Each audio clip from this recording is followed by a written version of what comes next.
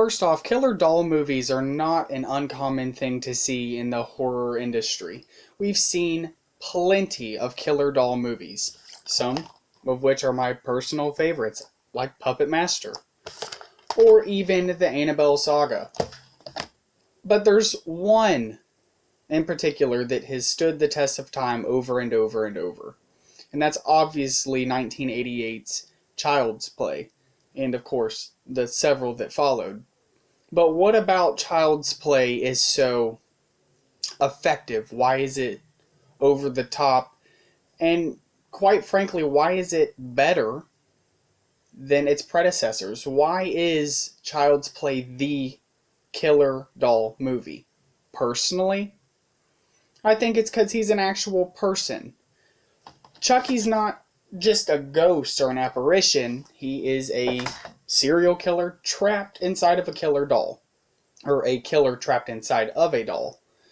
Which isn't what you're really dealing with in the Annabelles or even the Puppet Master movies. So that's already one big factor as to why Child's Play is as creepy and scary as it is. But there's also a lot of different reasons on why this movie is effective. For example, I think the whole storyline of it just being a single mother and her small child, I think that's super effective. Because you can relate. They're a normal family. That's a common thing to happen. And so to not only have a bad situation, a single mom and a child, but then to add something like a killer doll, makes it pretty fun. However, I am just a very big fan of having a child as the final character in any type of horror movie setting, because you're gonna feel for the main character more so if they're a child. Because I mean, what's a child gonna do? Which also plays in part as to why this story is so effective. You have this kid telling you that his doll is telling him to do these things and this, that, and the third, or I mean, no one's going to believe that, logically. So it sets up for a pretty good cat and mouse type of, I guess you would consider this a slasher movie. And of course you had Brad Dourif playing Charles Lee Ray, aka Chucky.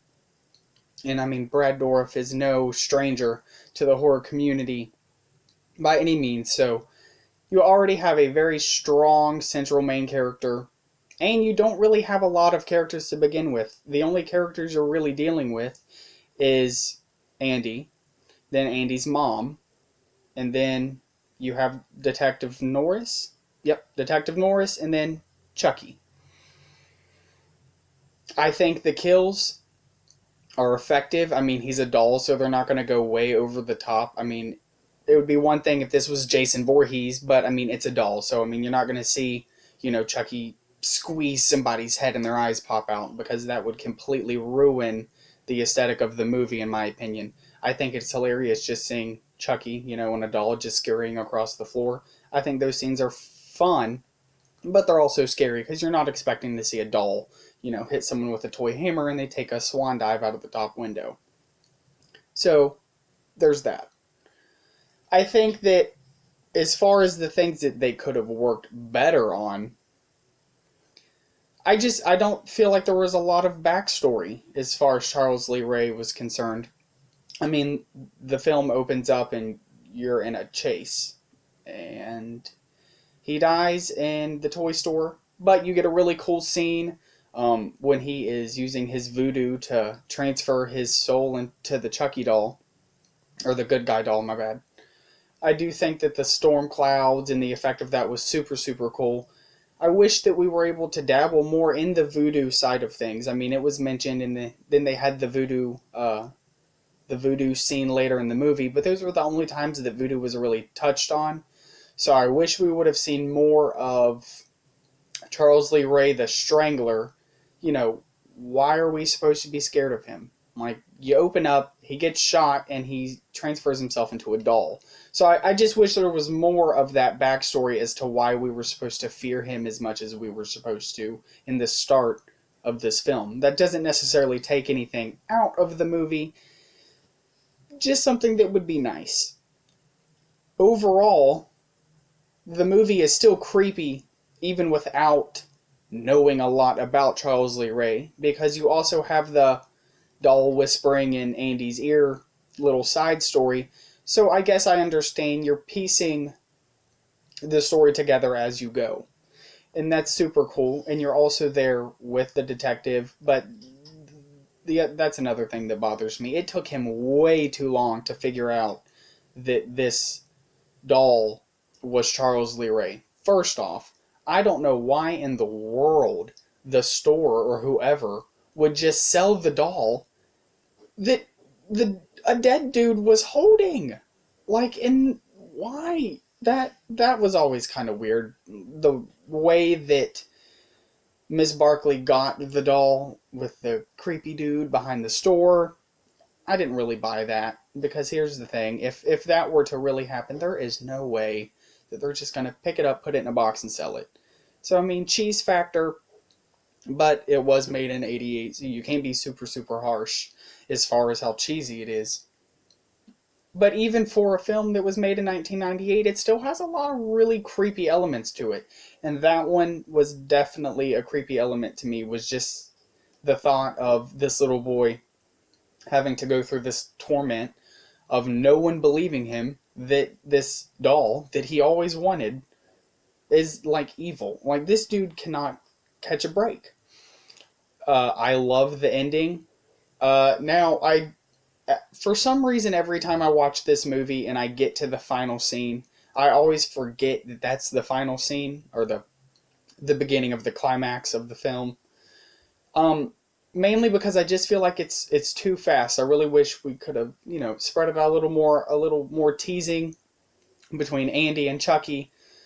That would have been fun. But that doesn't take anything away from the impact the final scene made. Chucky really does not die. I mean, they burn him, and for some reason, anytime Chucky is burned, he is twice as terrifying. I don't know what it is about Charcoal Chucky that scares me so bad. But even in Child's Play 2, same thing. Burnt Chucky, terrified every time. And I mean, wouldn't you if you had a crispened, charred, teethy? That's probably what it is in all seriousness. The only reason I get so scared is because all you see is his teeth, and it's unsettling to me. So that's why I'm not a huge fan of seeing, burned Charles Lee Ray chasing after people. It's just creepy. But that's not even my favorite scene. My favorite scene in the entire Child's Play film is the battery scene. That is so creepy, and it was such a small detail that no one thought about. Nobody watching this movie was like, oh yeah?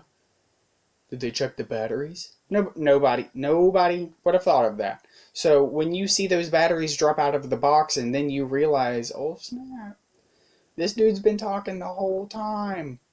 That's creepy. And I think that was a super, super effective way to start the finale of your film. And to this day, that scene definitely holds the test of time. And I think anybody would agree. This movie isn't perfect, but it definitely shows why it's the most dominant killer doll movie out there. Because he's real. Like, Chucky is a human. He's not a ghost. And like I said previously, I think that is mainly why this movie was as successful as it was. Because of course you're going to be more scared of something if there is a human force driving it versus, if it's a ghost or something like that. Because even though it's a human, you still aren't going to know what their behaviors are going to be. So I just think that they played on that, and I think it was super effective. And I mean, dolls are creepy anyway, so I'm pretty sure anybody would be scared. But yeah, I mean, what's there not to love about Chucky or Child's Play? Now, that's just one of several horror movies that you can watch. And you have to keep watching scary movies for me to keep talking about them. So go watch Child's Play if you haven't seen it. And if there's some other movies you'd like me to review or discuss or rank, drop them in the comments below. Don't forget to like and subscribe, and keep it spooky, folks.